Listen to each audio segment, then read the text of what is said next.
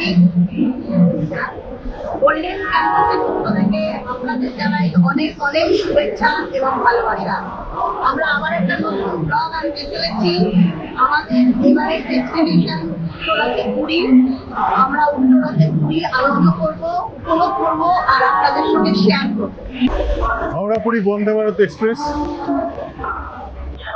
6:10 এই ট্রেনটা হাওড়া থেকে ছাড়বে এবং 12:35 পুরীতে পৌঁছবে। হাওড়া পুরী বন্দে ভারত এক্সপ্রেস ইতিমধ্যে প্ল্যাটফর্মে ঢুকে গেছে।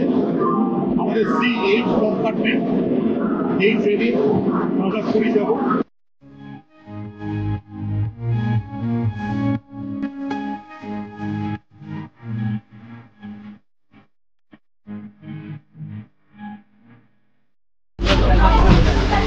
Executive class.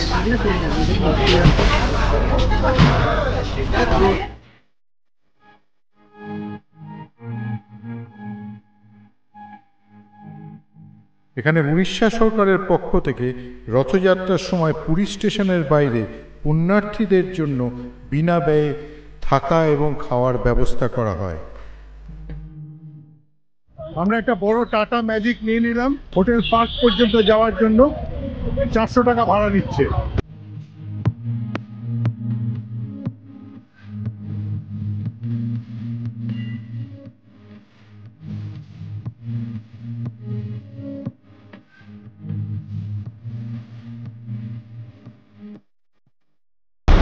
হোটেল পার্কে এসে আমরা পৌঁছে গেলাম।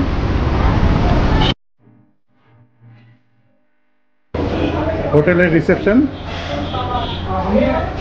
এখানে চেক আউট টাইম সকাল 7টা। হোটেলের ফোন নাম্বারটা আপনাদের আমি ডেসক্রিপশন বক্সে দিয়ে দেবো। হোটেলের ট্যারিফ স্ক্রিনে দিয়ে দিলাম। হোটেলের ব্যালকনি থেকে এই সুন্দর ভিউটা দেখা যাচ্ছে, আপনাদের সামনে তুলে ধরলাম।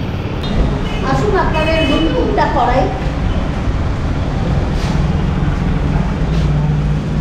ডাবল বেডেড রুম, এটা পরিষ্কার পরিচ্ছন্ন। এদিকে ওয়ার্ড্রোব আছে, প্লাস ড্রেসিং টেবিল রয়েছে। তার সামনে একটা টি টেবিল রয়েছে, আমি লাগেজ তুলে দিয়েছি। রুমের সাইজটা খুব বেশি বড় নয়, তবে লোকেশনটা ভীষণ ভালো, তাই এখানে আসা। বাথরুমটা ছোটোর মধ্যে সব কিছুই আছে। এদিকে আসুন, দেখাই বারান্দা।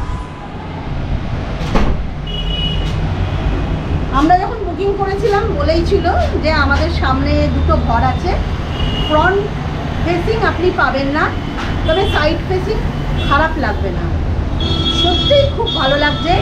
বারান্দায় দাঁড়িয়ে এই দেখুন সমুদ্র দেখা যাচ্ছে, যথেষ্ট ভালো লাগছে, যথেষ্ট সুন্দরভাবে দেখা যাচ্ছে।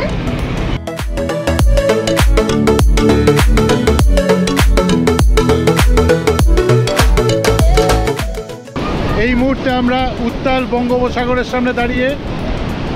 হোটেলে এসে ঢুকে লাঞ্চ করার পরেই এরা সবাই সমুদ্রে নেমে পড়লো, আর উত্তেজনা ধরে রাখতে পারলো না। দেখুন এদের অবস্থা। আর একজন রাহুল, সে দূর থেকে দেখছে, সমুদ্রে এখনো নামেনি।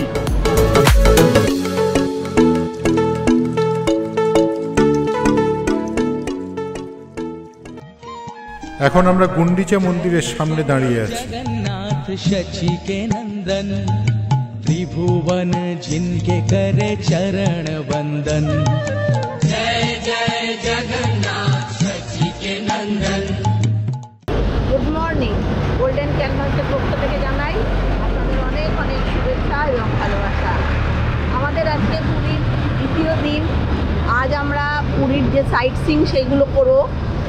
কোনারক, চন্দ্রভাগা, এই সমস্ত জায়গাগুলোয় যাব। তার আগে সকালবেলা এখানে একটা পুরীর মন্দির আছে খুব সুন্দর, সেই জগন্নাথ দেবের মন্দির আর কি, সেই মন্দিরে যাচ্ছি পুজো দেওয়ার জন্য। ওখানে পুজো দিয়ে তারপর আমরা জয় জগন্নাথ।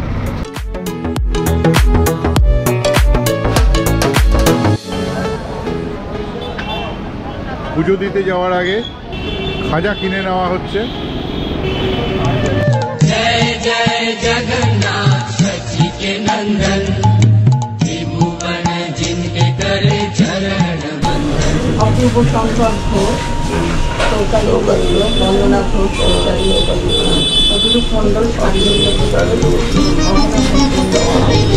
नीलाचल में शंख चक्र गदा पद्मधर जगड़ई क्रांत भूमंडलम वज्राभात फलचार वर्ण जुगड़म नागेंद्र जिनके करे चरण वंदन।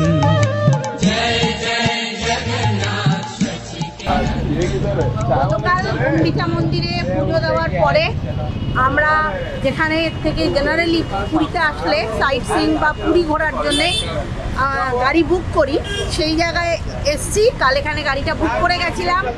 এটা হচ্ছে বলরাম ট্যুরস অ্যান্ড ট্রাভেলস।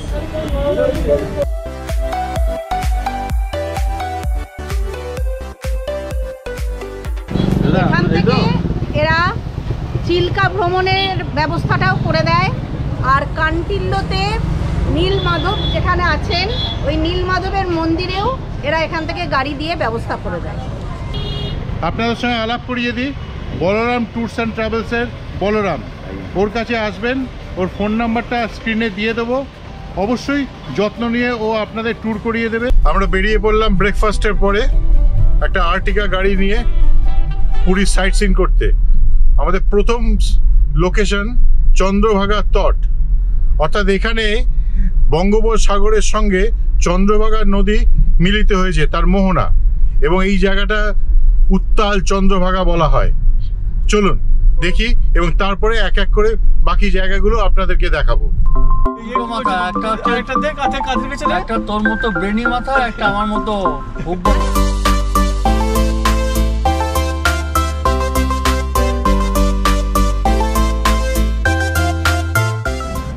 আমরা এখন এসে পৌঁছে গেলাম উত্তাল চন্দ্রভাগার সামনে।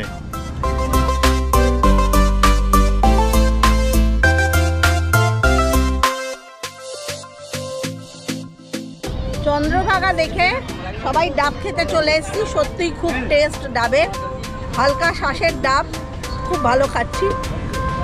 চন্দ্রভাগা তট দেখে এবার আমরা চলে এলাম কোণারকের সূর্য মন্দির দেখতে। সূর্য মন্দির দেখতে যাওয়ার পথে দেখুন দুপাশে প্রচুর দোকান পসরা সাজিয়ে।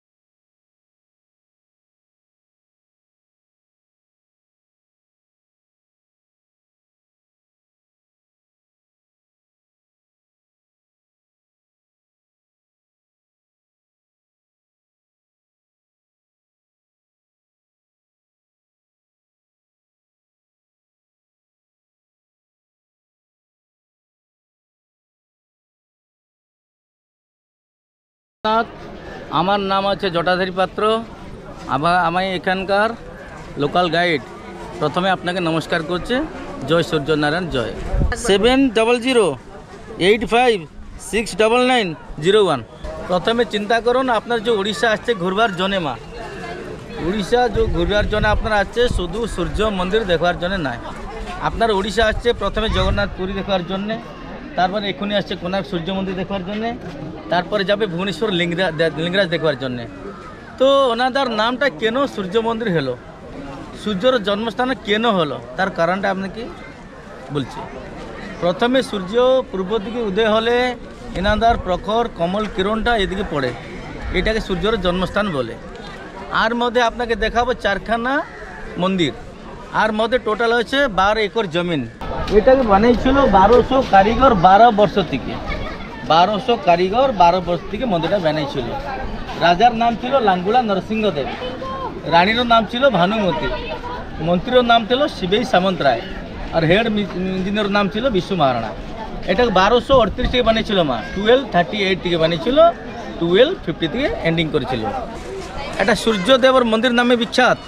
কিন্তু আপনার জোতাপদ কেনা পড়েছেন, আমি বি পড়েছেন। তার কারণ একটা আছে, একটা বাচ্চা মেরে গেছিল মন্দির প্রতিষ্ঠার আগে, একটা ছেলে মরে গিয়েছিল, এর জন্য মন্দির অপবিত্র হয়ে গেছে। তার একটা স্টোরি আছে। যখন 1200 কারিগর 12 বর্ষ থেকে মন্দিরটা বানিয়েছিল, আর মধ্যে 4টা কমপ্লিট করে দিয়েছিল মন্দির। কিন্তু মেন মন্দিরের উপরে যে 53 টনের ম্যাগনেট ছিল চুম্বক, এই 4টা মন্দিরকে খিচে সেটিং করে রেখেছিল। ওরা উপরে একটা সোনার কলস রাখার জন্য রাজা অর্ডার করেছেন। যখনই যত 1200 কারিগর চেষ্টা করলো উপরে সোনার কলস রাখার জন্য, কেউ ফিট করতে পারলো না। তো তো রাজা বলল একদিনের মধ্যে যদি সোনার কলসটা ফিট করতে পারবেন না তাহলে 1200 কারিগরের গর্দন কেটে যাবে। ওরা যে হেড মিস্ত্রি আসছিল বিশু মহারানা, ওনাদের একটা ছেলে আসছিল 12 বছরের ছেলে, নাম আছে ধর্মপদ। দেখলো বাবার সঙ্গে 1200 কারিগর এরকম প্রবলেম থেকে পড়ে গেছেন, ওই ছেলে নে রাত্রবেলা মেন মন্দিরের উপরে চড়ে সোনার কলসটা ফিট করে দিয়েছে। বলার পরে কী করলো, প্রথমে এখানে সমুদ্র নদীটা ধারা ছিল, মা সমুদ্র নদীর ধারা ছিল, উপর থেকে ঝাঁপ করে মন্দির থেকে সমুদ্রের মধ্যে ঘেঁষে মারি গেছে। কেন বললো, যখন সকালবেলা রাজা জানবে আমার রাজ্য থেকে 1200 কারিগর যে কাজ করতে পারল না, 12 বছর ছেলে করে নিয়েছে, তাই নাহলে 1200 কারিগরকে গর্দন কেটে দিত রাজা। তো 1200 কারিগর জান রাখবার জন্য আপনার জীবনকে বলিদান দিয়ে দিচ্ছে। ইতিহাস থেকে মহান হয়ে গেছে, লেকিন মন্দির অপবিত্র পেয়ে গেছে প্রত্যেক দিন, বুঝিলা। তারপর জোতা পোতা চলছে, ওয়ার্ল্ড হেরিটেজ অ্যান্ড মনুমেন্ট, বুঝিলা।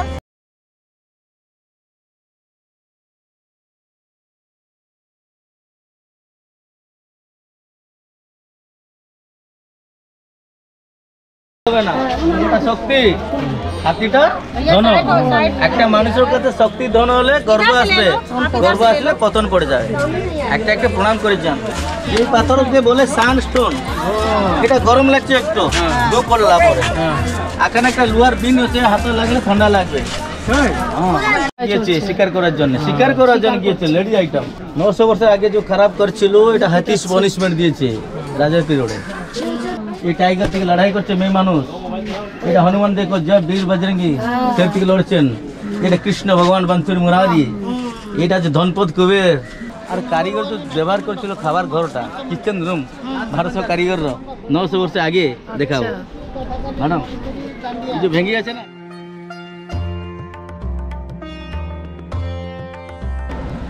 এই সেই পাতকুয়োটা যেখানে 1200 শ্রমিক জল খাওয়ার জন্য ব্যবহার করতেন। চন্দন বেদি, এটা বলে স্যান্ডেল যেটা ঘষবার জন্য তিলক, এটা ভোগমণ্ডপ কীর্তন মণ্ডপ, ব্রাহ্মণ লোক বসে কীর্তন করে।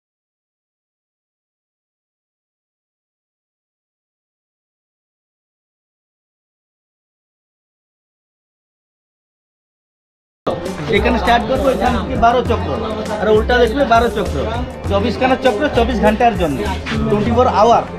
আর 7 হর্সেস একে টেনে নিয়েছিল, এখন ভেঙে গেছে বাবা। ডাইনি থেকে 4টা ছিল, বাই থেকে 3টা ছিল।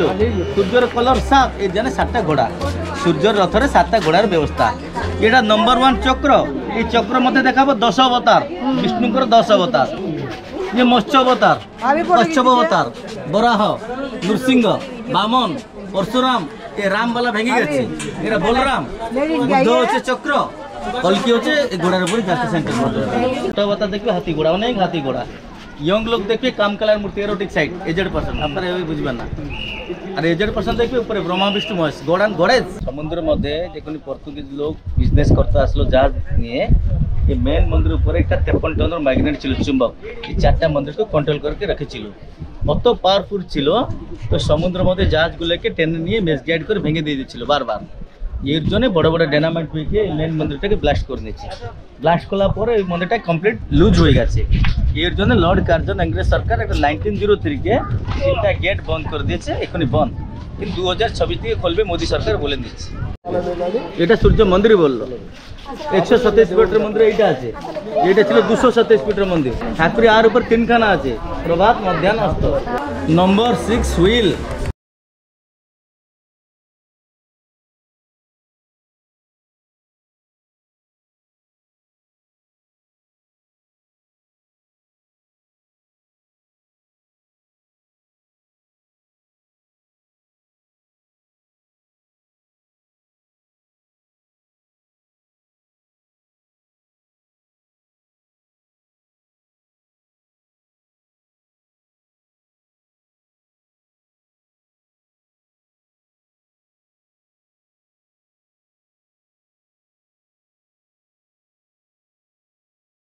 মন্দিরের ভেতরেই এই বটগাছটা 300 বছরের পুরনো। কোনারক মন্দিরের সামনে নবগ্রহ মন্দির।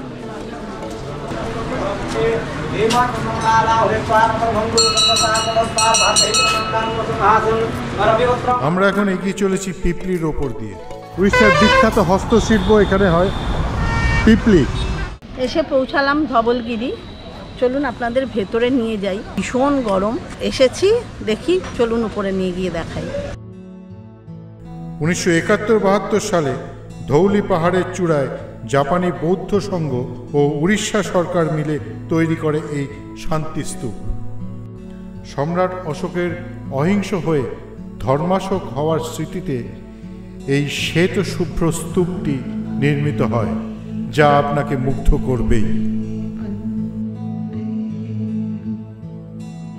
আমরা এখন রয়েছি ধবলগিরির উপরে, আর এই ধবলগিরি থেকে এই শহরটাকে কত সুন্দর লাগছে সেইটা শুধু দেখুন। চণ্ডাশোক যে ধর্মাশোকে পরিণত হয়েছিলেন, সেই অশোকের যে কলিঙ্গ যুদ্ধ, সেই যুদ্ধ হয়েছিল এই দয়া নদীর পাড়েই। এই দয়া নদীতেই পুরো রক্তগঙ্গা বয়ে গেছিল, যা দেখে অশোকের মনের পরিবর্তন হয়ে গেছিল। তিনি ঠিক করেছিলেন যে কেবলমাত্র প্রজার মঙ্গল সাধন করব এবং ধর্মের দ্বারা প্রজার মনের মধ্যে আমার আসন বেছাবো। সেই থেকেই চণ্ডাশোক ধর্মাশোকে পরিণত হয়। অনেকেই হয়তো জানেন না, ধবলগিরিতে এসে ধবলগিরি দর্শন করে চলে যান।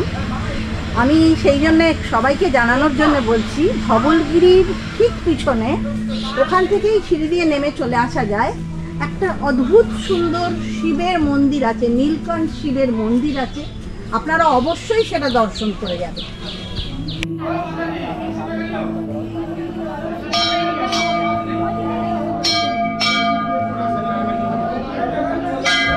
পুজো দেওয়ার সামগ্রী নিয়ে নিলাম, মন্দিরে একটু পুজো দেবো।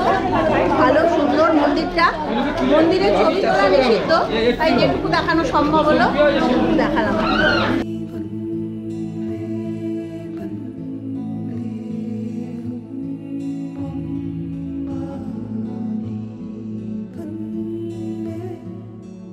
আমরা এখন এসে পৌঁছে গেলাম নন্দনকাননে। এই নন্দনকাননে ঢোকার জন্য টিকিটের ব্যবস্থা আছে। 3 থেকে 10 বছর বাচ্চাদের ঢোকার জন্য টিকিটের দাম জনপ্রতি হচ্ছে 10 টাকা, আর 10 বছরের ওপরে জনপ্রতি 50 টাকা। ভেতরে সাফারির বন্দোবস্তও করা আছে। সাফারিতে পার হেড 80 টাকা করে লাগে। একটা গাড়িতে 12 জন করে নেওয়া হয়। এই ইনফরমেশনটা আপনাদের শেয়ার করে রাখলাম। আশা করি আপনারা যখন আসবেন এই ইনফরমেশনটা আপনাদের কাজে লাগবে। সামনেই টিকিট কাউন্টার।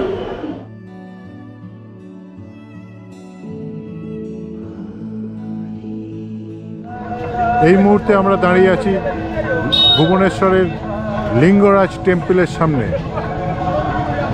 ভেতরে ক্যামেরা অ্যালাউড নয়, তাই বাইরে থেকেই ছবিটা আপনাদের সামনে তুলে ধরার চেষ্টা করলাম। মন্দিরের সামনেই সবাই ডালা নিয়ে বসে আছে। এখান থেকে আপনারা ডালা সংগ্রহ করে পুজো দিতে পারেন। ডালা কত করে? 100 টাকা। 100 টাকা করে ডালা। আমরা আজকে এখন চলেছি উল্টো রথে গুন্ডিচা মন্দিরের দিকে। রথ গুন্ডিচা মন্দির থেকে বেরিয়েছে, আমরা আস্তে আস্তে যাচ্ছি সেদিকেই। আমরা রথের রশি যাতে স্পর্শ করতে পারি, জগন্নাথ দেবের কাছে সেই প্রার্থনা করছি। আর আমাদের মতন বহু ভক্ত চলেছে এই রথের রশি টানবে বলে। আজ উল্টো রথের দিন, আমরা যাচ্ছি প্রভুর রথের রশিকে স্পর্শ করতে। দেখি প্রভু আমাদের কৃপা করবে কিনা। জয় জগন্নাথ, জয় জগন্নাথ।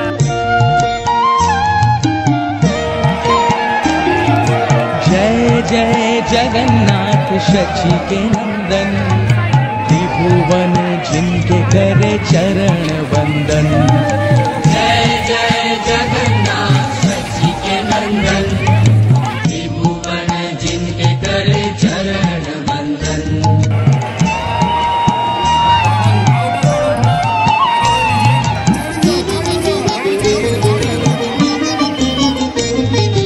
नीलाचल में शंख चक्र गदा पद्मधर, नदिया नागर में दंड कमंडलूधर। नीलाचल में शंख चक्र गदा पद्मधर, नदिया नागर में दंड कमंडलूधर। जय जय जगन्नाथ शची के नंदन, त्रिभुवन जिनके करे चरण वंदन। जय जय जगन्नाथ शची के नंदन, त्रिभुवन जिनके करे चरण वंदन।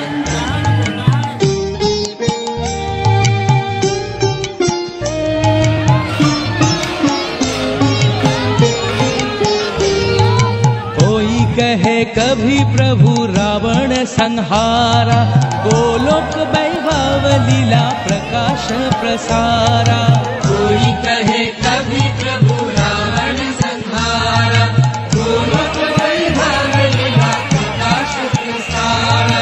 जय जय जगन्नाथ शची के नंदन, त्रिभुवन जिनके करे चरण बंदन। जय जय जगन्नाथ शची के नंदन, त्रिभुवन जिनके करे चरण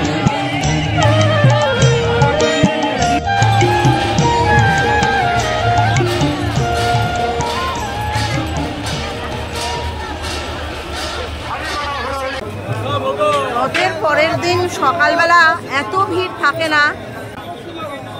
দেখুন দর্শনার্থীদের কিরকম সমাগম।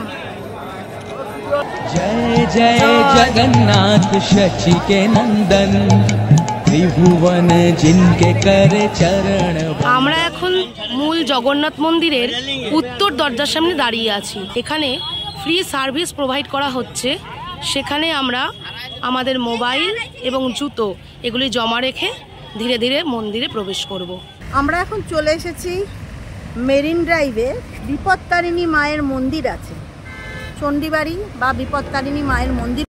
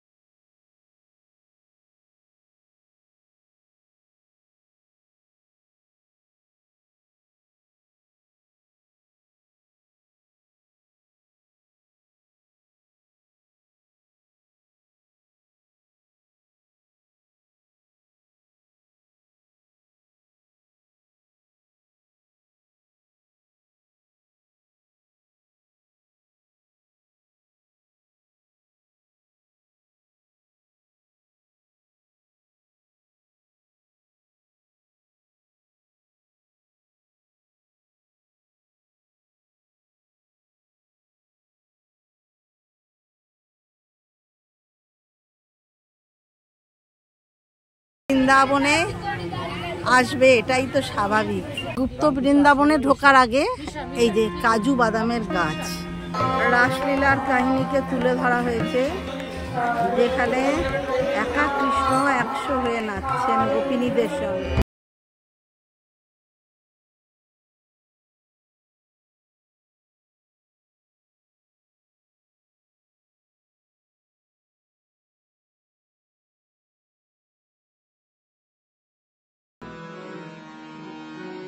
চলে আসলাম রামকৃষ্ণ মিশন এবং মঠে। শ্রী মায়ের মূর্তি, মিশনের ডাইনিং হল, ঠাকুরের ঘরে ঢুকছি।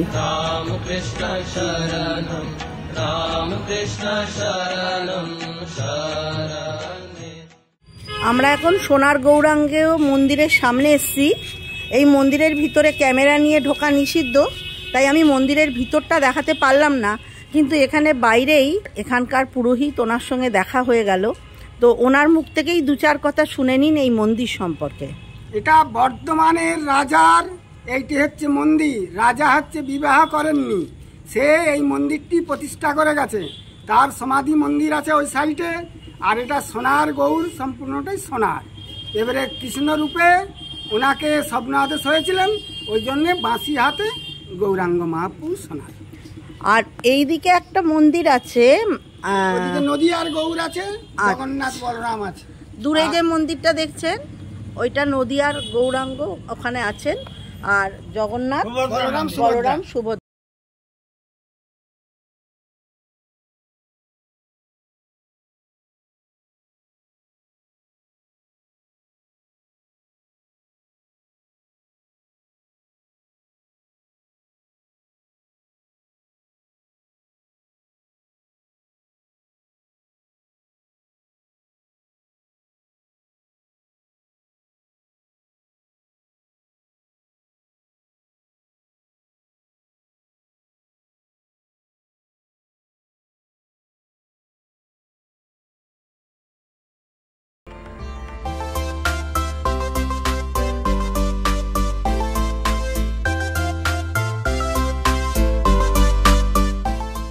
আমাদের ফিরে যাওয়ার পালা।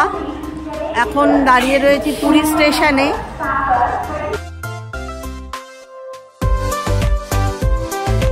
এবারের মতো ভ্রমণ এখানেই শেষ করলাম। ভিডিওটা ভালো লাগলে লাইক, শেয়ার, সাবস্ক্রাইব করতে ভুলবেন না, যাতে আগামী দিনে আরও নতুন নতুন ভিডিও আপলোড করতে অনুপ্রেরণা পাই।